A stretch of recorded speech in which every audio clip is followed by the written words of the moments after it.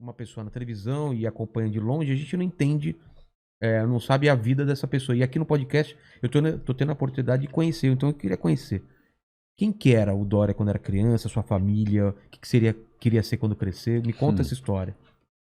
Comendo jujuba aqui. Rogério, eu sou filho de baiano. Meu pai nasceu na Bahia, veio para cá pobre, mas veio educado, porque minha avó era professora da rede pública de ensino lá na Bahia. Do que aquela? Hein? Professora do quê? Professora primária. Primária? É. E minha avó educou todos os seus filhos, meu pai e meus tios. E como milhões de baianos, pernambucanos, sergipanos, alagoanos, paraenses, amazonenses, catarinenses e de outros estados, vieram para São Paulo em busca da oportunidade. São Paulo até hoje continua sendo o destino da oportunidade, a verdadeira porta da esperança. Todo mundo quer alguma oportunidade em São Paulo. Por isso que São Paulo é o espelho do Brasil. É um retrato muito correto do Brasil. Agora mesmo estamos ouvindo aqui piauienses, maranhenses, gaúchos, catarinenses, paranaenses, os goianos. Gente, aqui é a maior cidade fora do estado de qualquer estado brasileiro. É o maior núcleo. E muitas vezes do exterior também. A maior colônia libanesa fora do Líbano está aqui. A maior colônia japonesa fora do Japão está aqui. Por aí vai. Então é um estado bonito. Então meu pai veio para cá, pobre, e trabalhou muito. Isso é uma coisa que eu herdei do meu pai. Ele se dedicou muito, teve sucesso, ganhou dinheiro, era publicitário. Meu pai que criou o Dia dos Namorados, por exemplo. Foi ele que criou a ideia, desenvolveu, e até hoje é a terceira maior data, e também o Dia das Mães. Ele que desenvolveu o Dia das Mães aqui. Ele trouxe essa ideia dos Estados Unidos, colocou aqui. Meu pai era um homem muito criativo e gostava muito da publicidade, tanto que eu me tornei publicitário. Meus irmãos se tornaram publicitários, todos nós influenciados pelo nosso pai. E ganhou dinheiro e se tornou bem-sucedido. Mas foi para a política, a convite do Montoro, André Franco Montoro, que foi governador aqui também. Aí ele foi cassado pelo golpe militar de 64. Na primeira lista, 1º de abril, golpe militar, alguns chamaram de revolução, chamam de golpe, e meu pai foi para o exílio, ficou 10 anos fora do Brasil. Se voltasse, seria preso. Como que era esse exílio? Você era mandado embora do Brasil. Não era fugido. Você era mandado, colocado num avião. Você tem... Davam prazo ou colocavam mesmo no avião? 10 anos. 10 anos. E se voltasse, poderia pessoa? ser torturado, preso e torturado. Mas tipo, dinheiro vira. Vira. E vai com uma trouxa, a roupa do corpo e vai embora. E para onde ele foi? Põe no avião e foi para a França. Mas a pessoa escolhia o lugar? Não escolhia lugar nenhum. Imagina. Caramba! Meu pai ficou exilado numa embaixada em Brasília, a embaixada da Tchecoslováquia, que era uma das poucas que estava funcionando em Brasília, em 1964, 1º de abril de 64. Caramba. Ele e vários outros políticos, artistas, intelectuais, o ex-presidente do Brasil, Juscelino Kubitschek, meu pai foi na primeira lista e foi embora, e foi para a França. Chegou lá com uma mão na frente e outra atrás. E aí foi se virando para poder garantir a sua sobrevivência. 2 anos depois nós fomos para o exílio, minha mãe, meu irmão Raul e eu fomos também. E eu fiquei 2 anos. Quantos anos você tinha? Eu tinha 6 anos de idade. Um pouco antes de 2 anos, eu fiquei 2 anos no exílio com meu pai. Meu pai ficou 10 anos exilado. Ele não podia voltar. Se voltasse, preso. Como intelectuais, cantores, artistas, políticos. E tem gente que fala que era de boa nessa época, né? O maluco não quis comemorar golpe, então. dizendo que não era golpe. Não era golpe o quê? Muitos morreram. Claro. E muitos foram perseguidos, torturados. Não tem como alterar isso. O pai do Marcelo Paiva, o Rubens Paiva era colega do meu pai. Desapareceu. Colega na Câmara Federal. Foi morto, ele não desapareceu. Ele foi morto e foi jogado no mar. É porque tem gente que desapareceu Não, ele foi morto. Caramba. Foi assassinado e de um avião jogaram ele no mar, no Oceano Atlântico. Por isso é que nunca encontraram o corpo. Porque jogaram no mar. Assim como de muitos outros. Caramba. Né? Aí a fase mais dura da nossa vida, porque nós tivemos que voltar, acabou o dinheiro. Meu pai não tinha mais condição de sustentar minha mãe, Maria Silvia, o Raul, meu irmão, e eu. Aí voltamos. Aí foi a fase mais dura da nossa vida, Rogério, porque meu pai, de uma pessoa pobre, passou a ser uma pessoa de classe média. Quando nós voltamos, nossa vida mudou. Voltaram quando? 2 anos depois. Isso foi em 1966, final de 66, início de 67. Aí eu saí da escola privada, fui estudar em escola pública, a escola professora Marina Sintra, escola pública estadual. Está lá até hoje, na Rua da Consolação, esquina com a Antônia de Queiroz. Devo muito à escola pública. 3 anos da minha vida foi ali que eu estudei, e de noite, professores ralando e alunos também estudando na noite. Eu fui trabalhar. Com 13 anos eu comecei a trabalhar como modesto office boy de uma agência de publicidade ali na Avenida Paulista com a Joaquim Eugênio de Lima. Foi onde eu consegui o meu emprego. Aliás, eu fiquei emocionado hoje, posso contar isso, né? Claro. Porque eu recebi a visita do embaixador do Egito, hoje no Palácio dos Bandeirantes. Eu fiquei muito emocionado, porque eu contei para ele, e me emocionei, até chorei, porque quem me ajudou foi um egípcio, um judeu egípcio, chamado Maurice Cohen, que era presidente dessa agência de publicidade. Meu pai tinha trabalhado nessa agência anos atrás. Eu bati em 13 lugares para conseguir emprego, não consegui. E até que eu fui nesse 14º, dessa 14ª porta, que era essa agência de publicidade, chamada Standard Ogilvy. Hoje ainda existe a agência, uma boa agência, por sinal. Porque eu lembrei que meu pai tinha trabalhado lá, falei, de repente alguém pode ter conhecido meu pai, quem sabe ele me deu uma chance. E eu acertei. Eu fui para essa agência, cheguei lá 8 horas da manhã. Nem a recepcionista tinha chegado ainda. 8h30 ela chegou, abriu a porta, eu fiquei ali do lado de fora, ela abriu e eu... Então expliquei para ela por que eu estava ali. Eu tinha 13 anos de idade. Eu queria falar com o diretor. Quem é o diretor aqui? Ela falou, é o senhor Maurício. Falei, será que eu consigo falar com ele? Falei, não sei se ele vai te receber. Falei, eu vou esperar. E aí fui fazendo amizade com ela, fui conversando e tal. Ela se afeiçoou, falou, tá bom, eu vou te ajudar. Quando chegar a secretária dele, eu vou falar com ela para que ela fale com ele, para que ele te receba. Ó a trajetória. A secretária do senhor Maurício era amiga dela. Quando ela chegou, isso já eram umas 9h30, mais ou menos. Eu já estava lá há 1h30 esperando. Mas quem quer ralar, tem que esperar. Claro. Não tem caminho, você tem que ir atrás. Bem, o fato é que ele me recebeu. Isso já era umas 10 horas da manhã, a hora que ele chegou. Na salona, tinha uma sala enorme, no segundo andar era uma casa. Ele me recebeu, eu expliquei para ele. Senhor Maurício, eu sou João Dória Júnior, meu pai foi diretor dessa agência, já tem muito tempo. Eu não sei se o senhor chegou a conhecê-lo. Ele falou, não conheci pessoalmente, mas eu sei a história do seu pai. Seu pai criou o Dia dos Namorados, criou o Dia das Mães, foi um grande publicitário. Eu conheço a história dele aqui. Eu disse, pois é, eu vim aqui, essa é a 14ª porta que eu bato. Eu preciso de um emprego. Qualquer coisa que o senhor puder me oferecer, qualquer coisa eu vou fazer, porque eu preciso ajudar minha mãe. E sabe por que eu precisava ajudar minha mãe, Rogério? Por quê? Porque minha mãe não tinha dinheiro para pagar a conta de luz da minha casa. Nós não comíamos carne porque não tinha dinheiro para comprar carne. Minha mãe não conseguia pagar a conta de luz porque não tinha dinheiro para pagar a luz. Nós não tínhamos gás em casa porque minha mãe não tinha dinheiro para comprar gás. Então eu cozinhava, sabe como? A espiriteira. A latinha de sardinha, com 4 pregos, numa tábua, para não cair, para não derramar, álcool. É assim que a gente aquecia comida em casa. E luz de vela. Não tinha dinheiro, não tinha televisão, não tinha nada, não tinha carro. Vivia uma vida difícil, não comíamos. A gente comia arroz, feijão e ovo. Ovo, arroz e feijão. Arroz, feijão e ovo. Todo dia. E minha mãe chorava toda noite, porque ela não tinha dinheiro. E ela só conseguia um dinheirinho, porque lá no departamento de custódia, você sabe o que é custódia? Lá na Caixa Econômica Federal, que você nunca foi pobre. Lá na Praça da Sé, é o prego. Você leva lá uma joia, leva um relógio, um cara com aquele binóculozinho.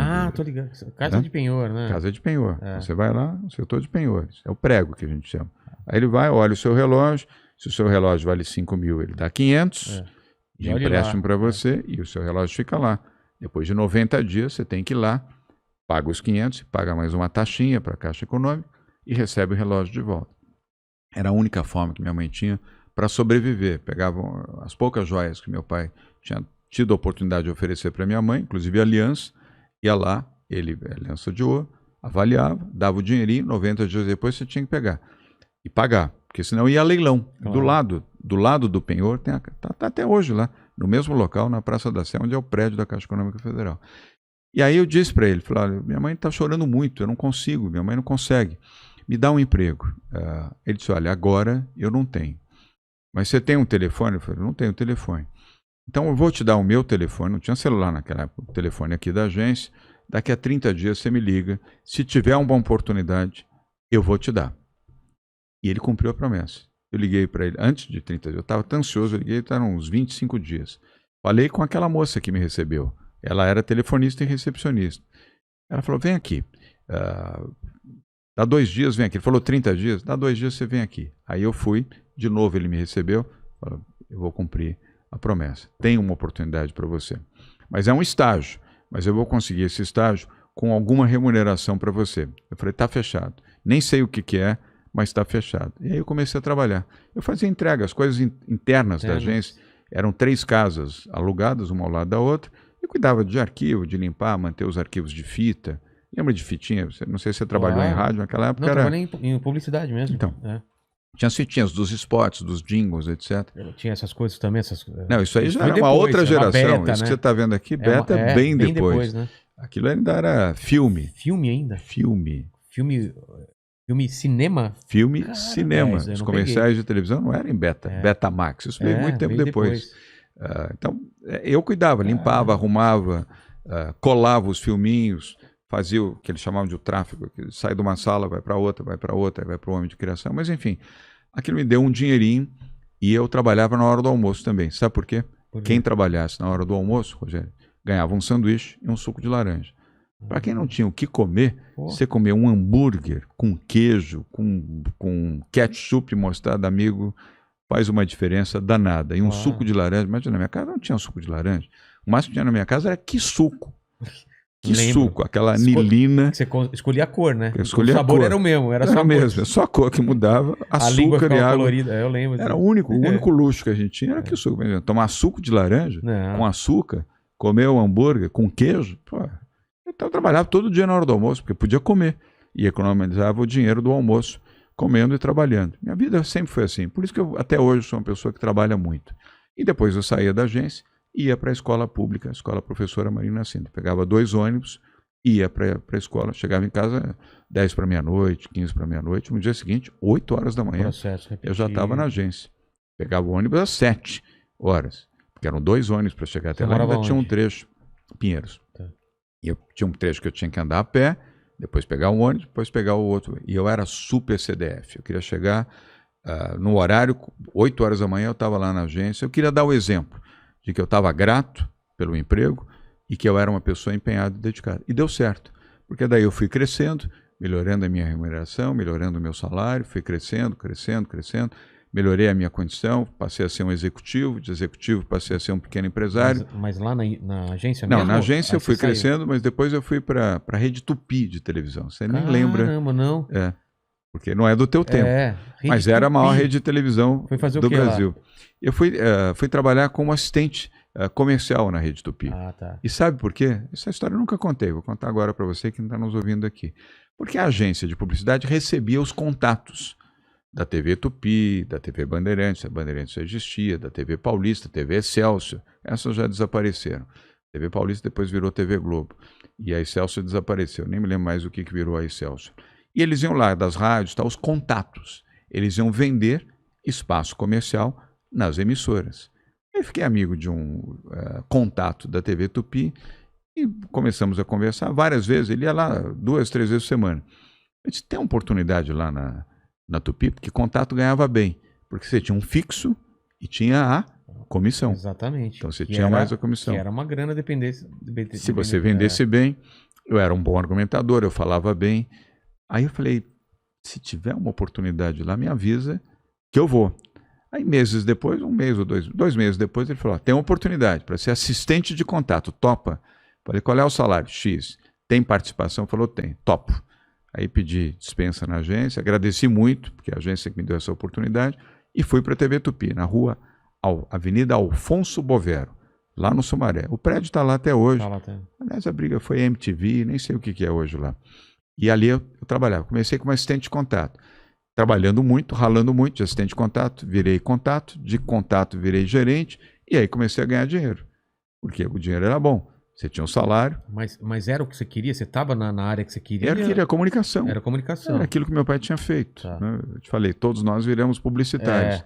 E aí foi que eu fui crescendo, pouco a pouco.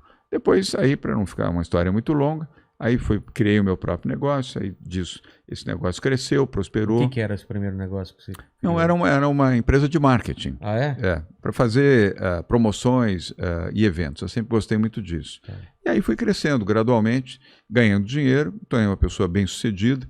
Até foi aí que eu falei para Luiz Erundina, lembra do debate em 2016? Não, você é o candidato dos ricos. Eu disse, a candidata Erundina, com todo respeito, eu não sou candidato dos ricos, eu sou um candidato rico. Aí, coitadinha da Erundina ficou completamente desconcertada, porque eu resolvi depois vir para a política. O mesmo campo onde meu pai atuou, lembra? Eu te contei isso aqui. Mas foi essa a trajetória. E aí eu fui trabalhando, consegui ter um bom patrimônio e tomei a decisão, então, de vir para a política em 2015. Eu já era filiado do PSDB desde 2001. 2015, agosto de 2015, eu fui bater na porta do PSDB. Geraldo Alckmin era governador. Disse, governador, eu gostaria, se possível, se tiver uma chance de disputar o direito de ser o candidato do PSDB à Prefeitura de São Paulo. Então, mas peraí. Ele só faltou dar risada. Então, isso que eu queria entender. Por quê? Ele só... Porque eu queria. E eu achava que isso era possível. Democracia é assim. Alguém tem que tomar iniciativa. Como é que você começou aqui? É uma longa história, mas, não, mas aqui porque você tomou uma decisão que queria fazer. Mas você gostava... Você teve que bater na porta de alguém para fazer tudo isso que você fez aqui. Exatamente, mas da onde veio essa ideia? Porque seu pai foi político e você falou, você via e falou, um dia eu quero ser político também? Ou foi acontecendo aí essa teve vontade? para não fazer também uma longa história, eu gostava muito do Montoro. Foi o Montoro que convidou meu pai para ir para a política. Aí o Montoro me convidou para ajudá-lo na campanha dele em 1978. Olha como eu estou usado, né? Como eu estou rodado. Tenho 63 anos. Em 78, o Montoro era candidato ao Senado aqui. E eu fui ajudá-lo. Eu gostava dele e dos filhos dele, como gosto até hoje. Os filhos felizmente, estão quase todos. Ele, infelizmente, perdeu 2 dos filhos, mas os demais são todos aí, são muito boas pessoas. E aí eu fui ajudá-lo, em 78, para o mandato dele como senador. Ele se elegeu senador. Depois, em 1982, ele pediu minha ajuda de novo e lá fui eu ajudar o Montoro outra vez a governador. Não, organizar um comitê de campanha. Era uma casinha pequenininha na Rua Bela Sintra, 1533, aqui nos Jardins. Um sobradozinho, modesto, e dali a gente fez a campanha do Senado. Você gostava desse ambiente de política? Gostava. Depois, em 82, a campanha dele ao governo. Aí já foi uma campanha mais estruturada. O comitê era na Brigadeiro Luiz Antônio, maior, melhor, mais organizado. E eu fui um dos coordenadores de comunicação daquela campanha do Montoro. Eu, Jorge da Cunha Lima e o Mauro Montorim. Eram os 3 coordenadores da parte de comunicação. E tinham mais alguns bons jornalistas, inclusive o Sardenberg. Sabe o Sardenberg? O Carlos Alberto Sardenberg, que está hoje na Globo e na Globo News. Sim. Ele era um homem de imprensa desta campanha. E tinha um outro rapaz bom, e hoje ele está meio aposentado como jornalista, Quartinho de Moraes. O Quartinho de Moraes e o Sardenberg. E ali, mais o Jorge da Cunha Lima, Mauro Montorim, fizemos a campanha do Montoro, que se elegeu governador em 1982. Em 1984, o Montoro teve a iniciativa de fazer as Diretas Já. E quem ele convidou para organizar os eventos da Diretas Já? Eu. Caramba! E eu fui fazer... Você estava envolvido com... Sim, eu fiz o primeiro comício, organizei toda a organização, montagem de palco, estrutura, som, luz, tudo do primeiro comício das Diretas na Praça da Sé, em frente da Catedral. Grande. Dia 25 de janeiro quem não de sabe do que a gente tá 1984. Aquilo mudou o Brasil. Mudou o Brasil. Tem umas fotos bem icônicas que eu lembro hoje. Pensando agora, eu lembro dessas fotos.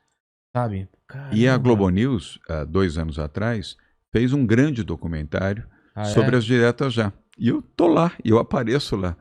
Porque tudo começou com o comício das Diretas na Praça da Sé. Mais de 100 mil pessoas na Praça da Sé. Aquilo foi um estouro, foi um esplendor. Ninguém imaginava. 25 de janeiro. Aliás, a escolha da data, foi o Montoro, que corajosamente... Eu até falei, doutor André, mas eu chamava ele doutor André.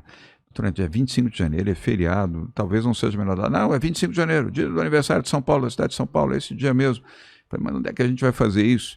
Ele falou, na Praça da Sé, em frente da Catedral. Por quê? Porque era o período da ditadura militar. Ele temia que pudesse haver uma reação o fato de dos estar na militares. Frente de uma igreja. Exatamente. Cara, que sacada. E o cardeal era Dom Agnello Rossi, que era uma figura exemplar aqui em São Paulo. E ele sabia que podia ter a proteção da igreja, ninguém ia invadir a igreja, ninguém ia, imagina, na porta da igreja. Não sei se você se lembra dessa imagem da foto, era na porta da catedral. Não era 50 metros nem a 100 metros, era na porta da catedral. O palco era a extensão do alto da escadaria da Catedral da Sé. E, de fato, os militares acompanharam, mas ninguém impediu a realização do comício, o primeiro comício das diretas. Foi um sucesso, gente até pendurado em árvore, e depois fizemos na Candelária. Você estava com quantos anos nessa época? Tinha 21 anos. Tá. Aí, na Candelária... eu quero um café. Estão me oferecendo um café? Eu também aceito um café. Eu topo. Quente de preferência, viu? Porque o Daniel é louco pra servir café frio. Café frio, não. Ou morno. Sabe fazer lá? Sabe, né? Aí, ensina para ele, porque ele é meio ruinzinho nisso. Bem, aí fizemos na Candelária, no Rio de Janeiro. Fizemos na Praça da Liberdade, em Minas Gerais, em frente ao Palácio do Governo.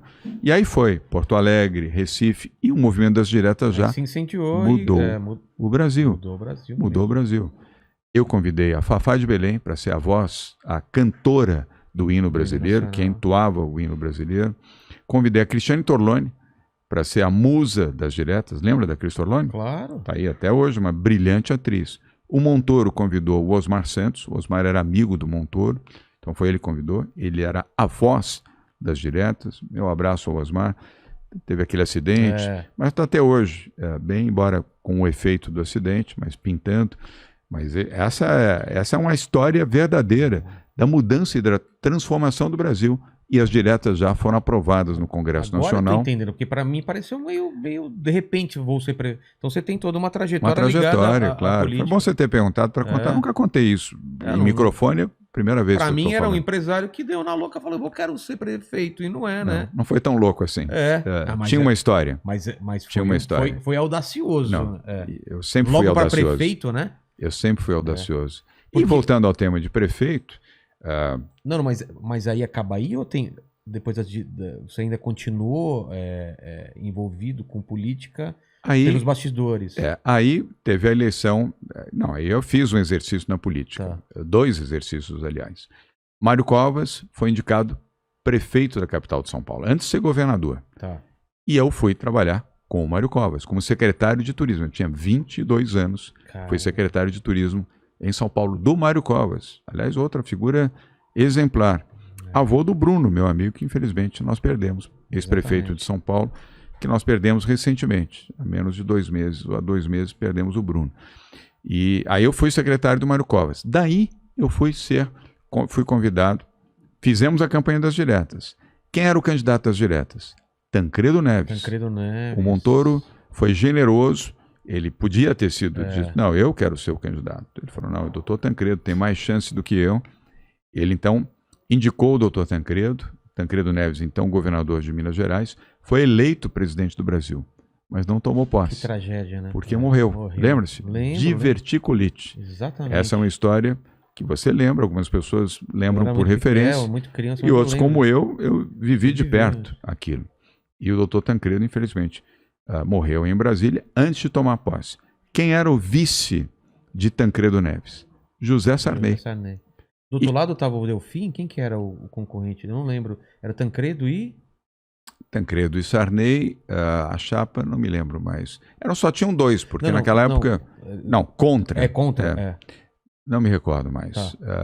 Mas o fato é que, com a vitória do doutor Tancredo, e infelizmente a morte antes da posse, foi empossado José Sarney como presidente do Brasil.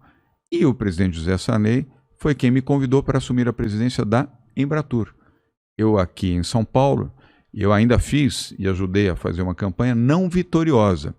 Sabe de quem? De quem? Fernando Henrique Cardoso. Fernando foi prefeitura. Prefeitura. Eu lembro disso, que ele sentou lá na cadeira. Na cadeira do Mário Covas. Mário Covas. Não é que ele acertou o café mesmo? Vamos ver. Pôs adoçante aqui, pelo menos, não? O meu tá com adoçante também? Tá melhorando, Daniel Braga tá... tem aqui adoçante. Se quiser mais adoçante. Tem adoçante ou não? Tem. Então, pronto. Tá vendo? O meu não tem, tá vendo? O mandíbula aí o mandíbula não ia acertar tudo, né? Eu sabia se você preferia com adoçante ou com açúcar. Exato. E nessa época era MDB, né? Era MDB, exatamente. E E o Fernando Henrique perdeu para Jânio Quadros. Lembra-se? O Jânio foi eleito prefeito de São Paulo. É verdade. E quis o destino que o então derrotado Fernando Henrique Cardoso se tornasse depois presidente do Brasil. Eleito presidente do Brasil.